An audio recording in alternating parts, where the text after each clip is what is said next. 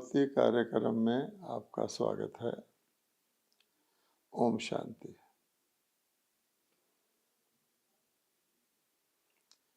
कुछ शक्तियाँ दिखाई देती हैं और उनका उपयोग या प्रयोग भी स्पष्ट दिखाई देता है और उसका परिणाम भी दिखाई देता है। तो प्रायः मानव उन्हीं शक्तियों को यूज़ करता है और कुछ ऐसी शक्तियां हैं जो दिखाई नहीं देती इन आँखों से, लेकिन महसूस की जा सकती हैं। उनका भी मानव प्रयोग करना सीख गया है। उदाहरण के तौर पे व्यापारी व्यापार करता है, उसमें धन की शक्ति का प्रयोग किया जाता है और उसके बदले में जो भी वस्तुएं उसको मिलती हैं व्यापारी के द्वारा, वो भी दिखाई देती हैं और उपयोगिता के अनुसार ही व्यक्ति उन वस्तुओं का लेन देन करता है। फिर अगर सूक्ष्म ढंग से देखा जाए तो उन वस्तुओं के पीछे जो शक्तियाँ प्रयोग होती हैं, वो शक्तियाँ चाहे दिखाई ना देती हों, लेकिन जिस वस्तु के द्वारा वो प्रयोग की जा रही हैं, उसकी उपयोगिता के अनुसार व्यक्ति वस्तु को ले लेता है और शक्तियाँ काम में आती हैं जो अदृश्य होती हैं, लेकिन व्यक्ति बुद्धि से समझ सकता है।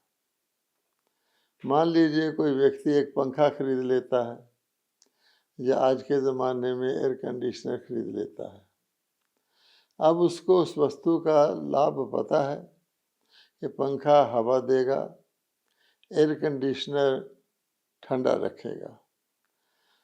खरीदता वो इस हिसाब से है, लेकिन उसको पता है कि पंखे के पीछे और एयर कंडीशनर के पीछे बिजली की शक्ति का प्रयोग होता है और वो अपने घर में पहले उसका प्रबंध करता है कि पर्याप्त शक्ति वाली बिजली मेरे घर में उपलब्ध है, ताकि जब मैं एयर कंडीशनर लगाऊं या पंखा लगाऊं और भी अन्य अप्लायंसेस मैं यूज़ करता हूं, वो उतनी पर्याप्त मात्रा में बिजली की शक्ति है।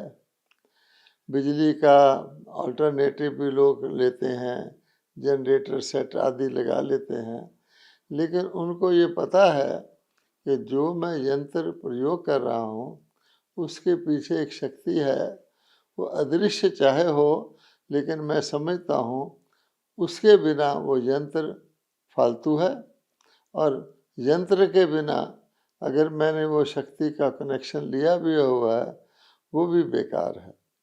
तो इसलिए ये बातें तो हम समझते हैं, लेकिन बहुत गहरी बातें, क्योंकि इन शक्तियों के द्वारा, बिजली की शक्ति के द्वारा, अन्य प्रकार की आजकल सोलर एनर्जी भी है अवेलेबल है, परमाणु एनर्जी भी अवेलेबल है, जो बहुत दूर दूर तक उपयोगी हैं और उसका नुकसान भी दूर दूर तक हो सकता है, उसका मानव जानता है। इसीलिए आज की दुनिया में दुख को सुख में बदलने के लिए, सुविधा को सुविधा में बदलने के लिए ऐसी शक्तियों का प्रयोग होता जा रहा है और धीरे धीरे उनके प्रयोग में उन्नति भी हो रही है। पहले हम किस प्रकार की रेलवे ट्रेन चलाते थे, वो अन्य शक्तियों से चलती थी, कोयला वगैरह से चलती थी। फिर बिजली की ट्रेन आई, उनके अंदर भी इम्प्रूवमेंट हुआ, अब बहुत फास्ट बिजली की ट्रेन चलती हैं, बुलेट ट्रेन भी चलती हैं, तो उसमें इम्प्रूवमेंट हो रही है। इसी प्रकार से हमने धरती पर चलने के यातायात के साधनों के अतिरिक्त हमने हवा के रास्ते से भी साधन बनाए हैं, जिसको हम एरोप्लेन कहते हैं, हवाई जहाज़ कहते हैं। उनके अंदर भी कितनी तरक्की हुई है। आज कितना बड़े से बड़ा हवाई जहाज़ और बहुत तेज़ गति से एक स्थान से दूसरे स्थान पर जाता है। इसी प्रकार से हम और देखेंगे तो मानव ने रॉकेट बनाए हैं। अब रॉकेट तो बिल्कुल ही ऊपर सीधे की ओर जाते हैं और रॉकेट से मानव चंद्र ग्रह तक भी पहुंच गया है, अन्य ग्रह तक जाने का भी प्रयास कर रहा है। तो ये शक्तियाँ और इनका यूज़ हम जानते हैं। अब हर शक्ति का 3 प्रकार से प्रयोग हो सकता है। एक होता है सदुपयोग, जिसको हम यूज़ कह सकते हैं, यूज़फुलनेस के अनुसार उसका उपयोग होता है। दूसरा होता है गलत उपयोग, अयथार्थ अप्रोच, जिसको हम मिसयूज़ कह सकते हैं। अर्थात मान लीजिए किसी चीज़ का कोई बेटर उपयोग हो सकता है, हम उसको घटिया तरीके से उपयोग करते हैं तो वो मिसयूज़ हो जाता है। कोई व्यक्ति छोटा सा प्लेन खरीद ले और उसमें उसको धरती पर चलाए। प्लेन तो धरती पर रहता है लेकिन उड़ने के लिए यूज़ होता है, और वो मान लीजिए धरती पर प्लेन में सब्जी लेने चला जाए रोज़। एक आध दिन तो लोग उसको आश्चर्य से देखेंगे, बाद में वो कहेंगे देखो कैसा व्यक्ति है, प्लेन उड़ने की चीज़ है और ये सब्जी लेने के लिए उसको छोटे से प्लेन को ले जा रहा है मार्केट में। इसको कहा जाता है गलत उपयोग। या फिर व्यक्ति किसी चीज़ को व्यर्थ रख लेता है, कोई चीज़ लेके रख लेता है, उसका उपयोग ही नहीं करता, उसको कह देता है वेस्ट, देखो वेस्ट पड़ी है। और एक तीसरी प्रकार का उपयोग होता है जो दुरुपयोग कहलाता है, जिसको हम एब्यूज़ कहते हैं, जो बहुत नुकसानकारक होता है। तो हर चीज़ का उपयोग सदुपयोग भी हो सकता है, गलत उपयोग भी हो सकता है और दुरुपयोग भी हो सकता है। अब हम ये भी जानते हैं कि सदुपयोग से तो व्यक्ति को सुख की प्राप्ति होगी, गलत उपयोग से सुख की प्राप्ति या तो होगी ही नहीं या बहुत कम मात्रा में होगी, और दुरुपयोग से तो हानि होगी, अर्थात प्राप्ति तो छोड़ो उल्टा हानि हो जाएगी। और अगर बहुत हानि हो जाए बहुत प्राप्ति की जगह तो कितना गैप हो जाता है, जैसे कोई कहे दिन के जगह रात हो जाए।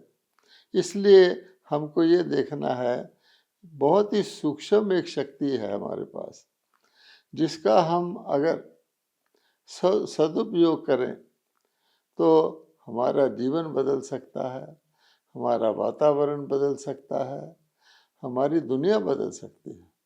और अगर उसका दुरुपयोग करें तो वही शक्ति हमें विनाश की कगार पर खड़ा कर देती है, और एक ना एक दिन शीघ्र, जितना हम सोचते हैं उससे भी शीघ्र विनाश की प्राप्ति भी हो जाती है और होने की सदा संभावना रहती है। आज हम इसी बात पर चर्चा करेंगे कि वो कौन सी शक्ति है जिसको हम प्रयोग करके बिल्कुल एक जैसा हम वांछित जीवन चाहते हैं, वांछित समाज चाहते हैं, वांछित विश्व चाहते हैं और स्थायी तौर पे चाहते हैं, उसकी प्राप्ति कैसे हो सकती है। अब जैसे हमने कहा संकल्प शक्ति, हमारे पास, मानव के पास संकल्प शक्ति एक बहुत बड़ी शक्ति है। अब संकल्प शक्ति शुभ संकल्प के रूप में सदुपयोग हो जाए तो हम कह सकते हैं कि कांटों का जंगल दुनिया, फूलों का बगीचा स्वर्ग बन सकता है। और अगर उसका व्यर्थ उपयोग हो या साधारण उपयोग हो तो वो फिर ऐसी शानदार शक्ति होते हुए भी मानव, जैसे कहा जाता है, हीरे को कौड़ियों के बदले में, कौड़ियों के रूप में प्रयोग कर रहा है। हीरा जन्म कौड़ी जैसा व्यक्ति का व्यतीत हो रहा है। और अगर कहीं उसका अब्यूज़ हो जाए, नकारात्मक प्रयोग हो जाए, तो हम जानते हैं कि व्यक्ति के स्वयं के लिए, उसके जीवन के लिए, उसके परिवार के लिए, पूरे समाज के लिए बहुत बड़ी बड़ी समस्याएं खड़ी हो जाती हैं, जो प्रगति तो क्या, जो स्टेबिलिटी है उसको भी वो नुकसान पहुंचाती है। तो अब हम देखते हैं कि संकल्प शक्ति कितनी ताकतवर है और दोनों तरफ उसकी ताकत यूज हो सकती है। सदुपयोग करें तो हम आकाश में पहुंच जाते हैं, दुरुपयोग करें तो पाताल में नीचे आ जाते हैं। हम लोग साइंस की शक्ति को मानते हैं क्योंकि साइंस की शक्ति दिखती है। साइंस की शक्ति आज लोग इसलिए स्वीकार करते हैं कि साइंस जो कहती है वो करके दिखाती है। अगर साइंस कहती है हम ठंडा करते हैं, तो सचमुच साइंस की शक्ति के पास ऐसे यंत्र हैं जो ठंडा तो क्या, किसी चीज़ को जमा तक देते हैं। इसी प्रकार से अगर साइंस की शक्ति कहती है कि मैंने गति को बढ़ाया है मनुष्य की हर चीज़ की, तो हम देखते हैं साइंस की शक्ति ने रॉकेट तैयार किए हैं। अब रॉकेट बैठे बैठे, एक स्थान पर बैठे बैठे आप रॉकेट के द्वारा हजारों मील तक अपना निशाना साध सकते हैं। किसी जगह रॉकेट के द्वारा किसी भी पेलोड को पहुंचा सकते हैं, चाहे वो परमाणु शस्त्र ही क्यों ना हो। तो घर बैठे हम आगे तो हम सेनाएं भेजते थे, सेनाओं में शरीर छूटते थे सेनाओं के। अब सेनाओं आदि की उपयोगिता घटती जा रही है क्योंकि रॉकेट्स आ गए हैं। तो रॉकेट में हम बैठे बैठे किसी भी स्थान पर बिल्कुल ठीक निशाने से तबाही मचा सकते हैं। लेकिन रॉकेट की शक्ति भी, चाहे आजकल कई प्रकार के ऐसे रॉकेट होते हैं जिनसे मल्टी प्रकार के पेलोड निकलते हैं, एक ही रॉकेट से 10-10, 12-12 दिशाओं में हम शस्त्रों को भेज सकते हैं। किंतु ये रॉकेट की शक्ति कितना दूर जा सकती है, ये उस संकल्प शक्ति की भेंट में कुछ भी नहीं है। क्योंकि आखिर रॉकेट भी मनुष्यों ने तैयार किए हैं। तो मनुष्यों के अंदर जो संकल्प शक्ति है उसी से रॉकेट तैयार हुए हैं, उसी से कई सकारात्मक आविष्कार हुए हैं जो आज जन जन को कितना लाभ पहुंचा रहे हैं। तो अब हम ये सोचें कि शुभ संकल्प की शक्ति क्या नहीं कर सकती, एक बिल्कुल जादू जैसा काम कर सकती है। मनुष्य की सोच से बाहर उसका कार्य सफल हो सकता है। अब हम संकल्प की शक्ति को अगर शुभ संकल्प के रूप में यूज करें तो आप देखेंगे शुभ संकल्प के द्वारा कि कोई भी वस्तु, कोई भी चीज़, हम उसका अच्छा प्रयोग करेंगे। और शुभ संकल्प की शक्ति अगर हम अन्य मनुष्य आत्माओं के लिए प्रयोग करते हैं जो खुद भी संकल्प की शक्ति रखते हैं, तो शुभ संकल्प की शक्ति कितनी मल्टीप्लाई हो जाती है।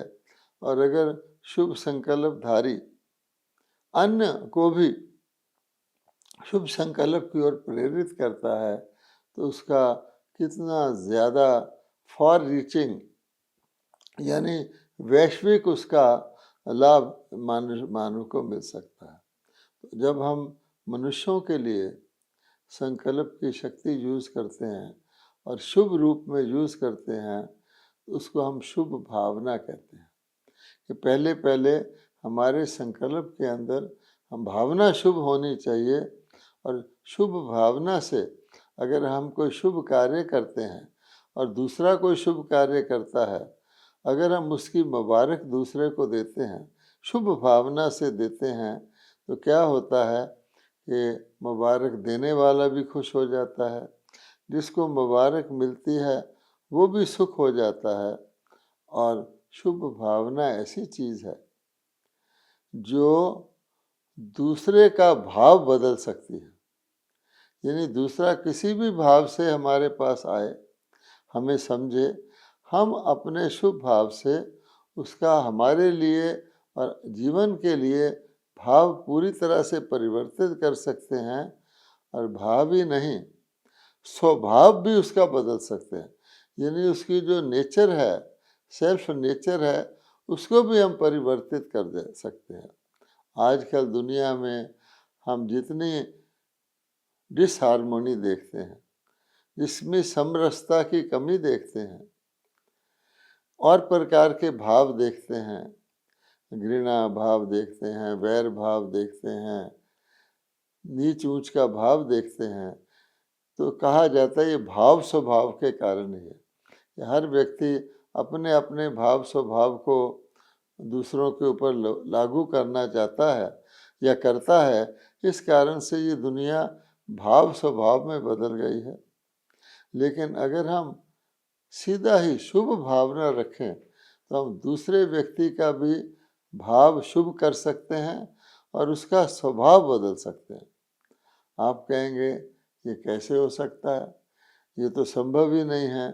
जब दो व्यक्तियों की आपस में बनती नहीं, वो तो एक दूसरे से बात भी नहीं करते, एक दूसरे से आँख भी नहीं मिलाते, एक दूसरे की भावनाओं को स्वीकार नहीं करते, उसका तिरस्कार कर देते हैं, उसको ग्रहण ही नहीं करते, तो ये कैसे होगा? तो भगवान कहते हैं कि देखें, हर चीज़ अपने जो उसका असली स्वभाव है उसमें जब वो स्थित होती है तो अपना प्रभाव ज़रूर डालती है। आज हम अपने स्वभाव के अंदर शुभ ना ला करके हम सोचते हैं कि दूसरा हमारे लिए अच्छा कर दे। ऐसा तो नहीं हो सकता। इसलिए आप कोशिश ट्राई करके देखें, अगर हम अविनाशी आत्मा, क्योंकि मैं अविनाशी आत्मा हूँ, शाश्वत आत्मा हूँ, मेरे कुछ गुण हैं, मैं शांत स्वरूप हूँ, मैं प्रेम स्वरूप हूँ, मैं आनंद स्वरूप हूँ, मैं सुख स्वरूप हूँ। तो अगर हम अविनाशी आत्मा की अविनाशी स्थिति जो मेरी ओरिजिनल है उसमें स्थित हो करके हम दूसरों के साथ व्यवहार करते हैं, उनके साथ भाव रखते हैं, तो दूसरे की आत्मा भी अवश्य परिवर्तित हो जाएगी। थोड़ा समय लग सकता है। आप देखेंगे कि कोई व्यक्ति क्रोध में है। अब क्रोध उसका स्वभाव नहीं है, क्रोध का स्वभाव उसने धारण कर लिया है। भाव स्वभाव के कारण से या उसी की इच्छा की पूर्ति ना होने के कारण से उसके अंदर क्रोध आता है। अब अगर क्रोधी व्यक्ति के साथ हम व्यवहार और भी क्रोध से करें, अर्थात अग्नि से अग्नि को बुझाने की कोशिश करें या ईंट का जवाब पत्थर से देने की कोशिश करें, तो क्रोध घटेगा नहीं उसका। लेकिन हम बिल्कुल अगर शांत, शीतल, स्नेह, प्रेम, कल्याण के स्वभाव से उसके साथ व्यवहार करेंगे, उसको देखेंगे, उसके क्रोध को उसकी कमज़ोरी नहीं बताएंगे, एक टेम्परेरी तरह का एक प्रकार का एक आवरण बताएंगे, जैसे सूर्य पे बादल आ जाता है, और शुभ भाव और शुभ भावना से आत्मिक स्थिति में स्थित होकर उसको भी आत्मा के रूप में देखेंगे, क्योंकि आत्मा ही जो है वो प्रलोभनों में आ जाती है, व्यक्ति वस्तुओं के द्वारा प्रभावित हो जाती है। प्रभाव रहित होकर करेंगे तो वो उस आत्मा में अवश्य परिवर्तन आएगा। लेकिन ऐसा परिवर्तन लाने के लिए ये परिवर्तन आवश्यक है, क्योंकि व्यक्ति अकेला नहीं है। अगर हमको शांत रूप से, सुख रूप से, संतुष्ट रूप से समाज में रहना है तो सारा वातावरण वैसा होना चाहिए, समाज के अन्य प्राणी भी वैसे होने चाहिए, नहीं तो हम बहुत कठिनाई में आ जाएंगे। इसलिए इसके लिए हमें क्या करना पड़ेगा कि पहले अपने ऊपर हमें ध्यान देना पड़ेगा कि हम जो जीवन के श्रेष्ठ खजाने हैं उनको हम कितना हमने जमा किया है। जैसे आपने किसी चीज़ को कोल्ड स्टोरेज में रखना हो तो वो चीज़ कोल्ड स्टोरेज में काफ़ी समय तक प्रिजर्व रह सकती है, लेकिन पहले कोल्ड स्टोरेज भी कोल्ड स्टोरेज होना चाहिए, उसमें ठीक तरह का टेम्परेचर होना चाहिए और हर प्रकार की वस्तु के लिए अलग अलग डिग्री की शीतलता होनी चाहिए। उसमें डीप फ्रीज भी होना चाहिए, फ्रीज भी होना चाहिए, कोल्ड भी होना चाहिए, कूल भी होना चाहिए, माइल्ड भी कोल्ड भी होना चाहिए। इसी प्रकार से हमारे जीवन में जो आत्मा में खजाने हैं, सबसे पहला खजाना संकल्प का खजाना जिसका हम चर्चा कर रहे हैं, और दूसरा हमारा खजाना है समय का खजाना। हमारे पास सीमित समय होता है, उस समय के खजाने को भी हम कैसे प्रयोग करते हैं। तीसरा हमारे पास दिव्य शक्तियों का खजाना होता है, बड़ा महत्वपूर्ण है। धैर्यता की शक्ति, नम्रता की शक्ति, मधुरता की शक्ति, जिसको हम कहते हैं एक प्रकार से ये सारी शक्तियाँ सूक्ष्म शक्तियाँ हैं। और गंभीरता की शक्ति, ये सारी शक्तियाँ, फिर ज्ञान की शक्ति, हमारे पास यथार्थ आध्यात्मिक ज्ञान हो, इन सब की अगर हम बचत करेंगे तो वो शक्तियाँ हमारे अंदर वो दैवी शक्ति पैदा करेगी जो हमारे संकल्प को शुभ बना सके। तो जितनी जितनी हम शक्तियाँ एकत्रित करेंगे, अर्थात शुभ संकल्प की शक्ति के महत्व को जानेंगे, उतना ही हम अपने इन खजानों को बढ़ा सकते हैं और उतनी ही हम अपनी उस शक्ति से ही हम शुभ भावना और शुभ कामना दूसरों में ट्रांसफ़र कर सकते हैं। ये बहुत इम्पोर्टेंट है। आप देखेंगे हर चीज़ की क्षमता बढ़ाई जा सकती है। जैसे हम कहते हैं एक की क्षमता बढ़ानी हो तो एक के साथ 0 लगा दो तो 10 बन जाता है, 10 गुना उसमें क्षमता आ जाती है। लेकिन अगर हम 100 के साथ 0 लगाएं तो 1000 बन जाता है, यानी 1000 गुना क्षमता उसकी बढ़ जाती है। और अगर हम 1 करोड़ के साथ 0 लगाएं तो 10 करोड़ बन जाता है। अर्थात संकल्प शक्ति की क्षमता के महत्व को जानकर हम अपने बचत और जमा के खजाने को बढ़ाएंगे सूक्ष्म को, तब हमारे अंदर वो शुभ भावना और शुभ भाव के द्वारा दूसरे के भाव और उसके स्वभाव को बदलने की भी शक्ति आ सकती है। और आज के लोग, दुनिया के लोग सुनना नहीं चाहते, पढ़ना नहीं चाहते, समझना नहीं चाहते, वो अनुभूति करना चाहते हैं। वो आपने जो कुछ प्राप्त किया, हमने जो कुछ प्राप्त किया है, वो मेरी अनुभूति के द्वारा अनुभव करना चाहते हैं, ताकि उनको वो प्राप्ति आसानी से दिखे और उसको स्वयं को भी आसानी से कर सके। अब ऐसे अनुभव कराने का आधार क्या है? अनुभव कराने का आधार है खजानों का जमा होना, जिसको हम एक्सपीरियंस कहते हैं। डॉक्टर तो नए नए भी बनते हैं, लेकिन उनको भी ज्ञान होता है, लेकिन लोग ऐसे एक्सपीरियंस डॉक्टर से इलाज कराना चाहते हैं जिसने सैकड़ों हज़ारों पेशेंट को ट्रीट किया हो, क्योंकि उनके अंदर वो एक्सपर्टाइज आ जाता है।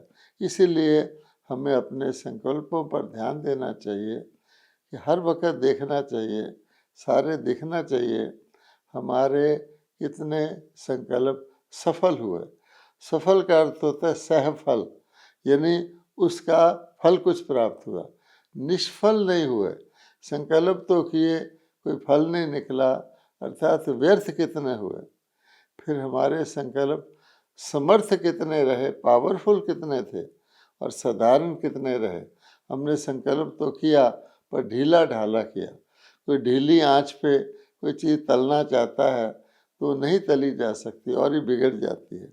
इसलिए भगवान कहता है कि हमको ये देखना है कि हम ये जो हमारे मन के अंदर आ जाता है, किसी बात को देखकर भी ये क्यों है, ये क्या है, ये कैसा है, ये प्रश्न चिन्ह हमारे अंदर नहीं होना चाहिए। दूसरे, इस कार्य में हमें सुस्ती, अलबेलापन, लागर्जी नहीं लानी चाहिए, क्योंकि आग पर भी कोई चीड़ दाल चढ़ा देते हैं, अगर 2-3 बार उतार लो फिर वो पथरा जाती है, फिर वो गलती ही नहीं है। इसलिए हमारे पर लगातार इस एफर्ट को हमने करना है। और दूसरे, कभी कभी जब हम कोई भी पुरुषार्थ करते हैं उसमें इमीडिएट तुरंत उसकी प्राप्ति नहीं होती, हम कभी कभी निराश या दिल शिकस्त हो जाते हैं। अरे इतनी मेहनत की, ये तो हुआ ही नहीं, हमारा दिल तो शुभ भावना करता ही नहीं है। इसलिए ये भी ध्यान रखना है कि कुछ भी हो जाए हमें दिल को छोटा नहीं करना है, डिसहार्टन नहीं होना है, निराश नहीं होना है। इसलिए हम अगर शुभ भाव और शुभ भावना रखना चाहते हैं तो हमारे चेहरे पर सदा रूहानियत की मुस्कुराहट होनी चाहिए। दूसरे को लगे कि एक संतुष्ट आत्मा है, ये ईशा मात्रम विद्या आत्मा है और आत्मा इसकी प्रसन्न है। और मुख पर हमारे सदा मधुरता होनी चाहिए। अगर मुख में ज़रा भी कड़वाहट आ गई, चिड़चिड़ापन आ गया, अभिमान के बोल आ गए, तो भी हम शुभ भाव और शुभ भावना को ट्रांसफ़र नहीं कर सकते, किसी को अनुभव नहीं करा सकते। और सबसे ऊपर हमारे मन बुद्धि के अंदर ये जो शुभ भाव और शुभ भावना को फैलाने की एक वृत्ति हो, उसके साथ हमें रहम दिल, दातापन की भावना रखनी चाहिए। रहम दिल की भावना, बदले की भावना नहीं रखनी चाहिए, या किसी के अवगुण देखने की भावना नहीं रखनी चाहिए। क्योंकि देने वाले को दूसरे का, जैसे डॉक्टर किसी का ऑपरेशन करता है, मरीज़ को देखता है, मरीज़ के खून बह रहा होता है, पस निकल रहा होता है, वो तरस करके उसका इलाज करता है। ये भी आवश्यक है। और इस सब के लिए हमें इसको इकट्ठा करने के लिए शक्तियों को अंतर्मुखी रहना है। बाहर मुखी रहना या गंभीर नहीं रहना, अपने लक्ष्य में ना रह करके फालतू में रहना, इस शक्ति को नहीं प्रदान कर सकता। ये एक बहुत बड़ी शक्ति है जो हमारे जीवन को, हमारे समाज को, यहाँ तक के वातावरण को, तत्वों को भी बदल सकती है। इस पर हम ज़रूर अभ्यास करें। ओम शांति।